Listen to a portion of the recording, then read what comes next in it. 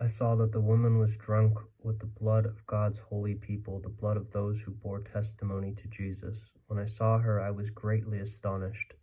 Then the angel said to me, "Why are you astonished? I will explain to you the mystery of the woman and of the beast she rides, which has the 7 heads and 10 horns. The beast which you saw once was, now is not, and yet will come up out of the abyss and go to its destruction. The inhabitants of the earth, whose names have not been written in the book of life from the creation of the world, will be astonished when they see the beast, because it once was, now is not, and yet will come." This calls for a mind with wisdom. The 7 heads are the 7 hills on which the woman sits. There are also 7 kings. 5 have fallen, 1 is, the other has not yet come, but when he does come, he must remain for only a little while. The beast, who once was and now is not, is an 8th king. He belongs to the 7 and is going to his destruction.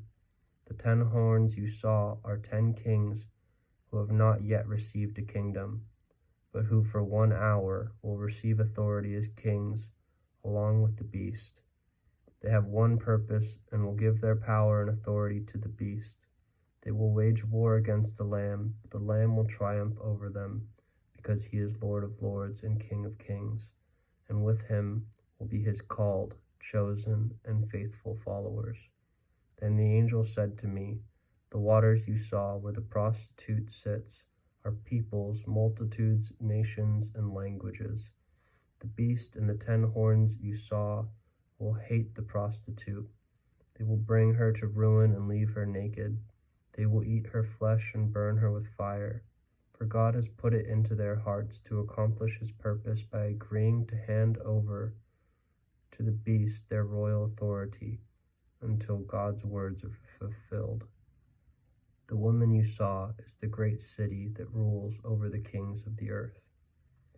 After this I saw another angel coming down from heaven. He had great authority, and the earth was illuminated by his splendor. With a mighty voice he shouted, "Fallen, fallen is Babylon the Great.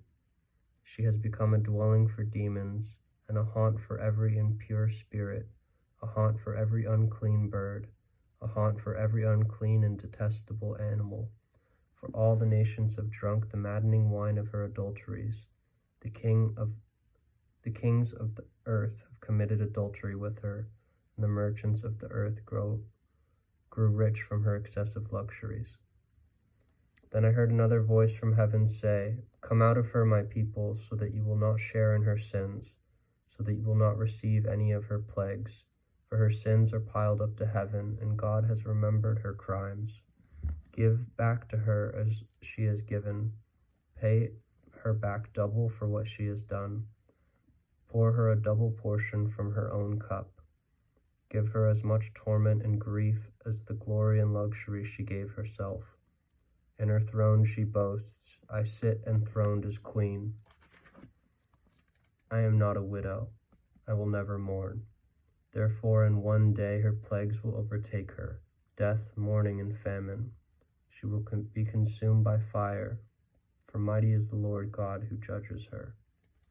When the 3 kings of the earth who committed adultery with her and shared her luxury see the smoke of her burning, they will weep and mourn over her.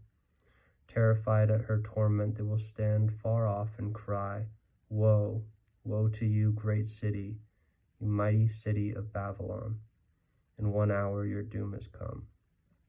The merchants of the earth will weep and mourn over her because no one buys their cargoes anymore, cargoes of gold, silver, and precious stones, and pearls, fine linen, purple, silk, and scarlet cloth, every sort of citron, wood, and articles of every kind of ivory, costly wood, bronze, iron, and marble, cargoes of cinnamon and spice, of incense, myrrh, and frankincense, of wine and olive oil, of fine flour and wheat, cattle and sheep, horses and carriages, and human beings sold as slaves.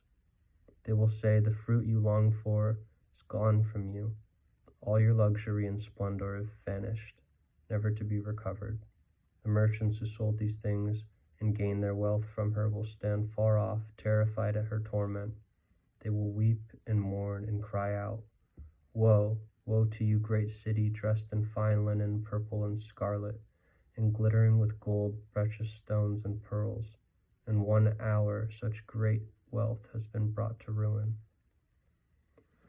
Every sea captain and all who travel by ship, the sailors and all who earn their living from the sea will stand far off. When they see the smoke of her burning, they will exclaim, Was there ever a city like this great city? They will throw dust on their heads and with weeping and mourning cry out, Woe, woe to you, great city, where all who had ships on the sea became rich through her wealth. In 1 hour she has been brought to ruin.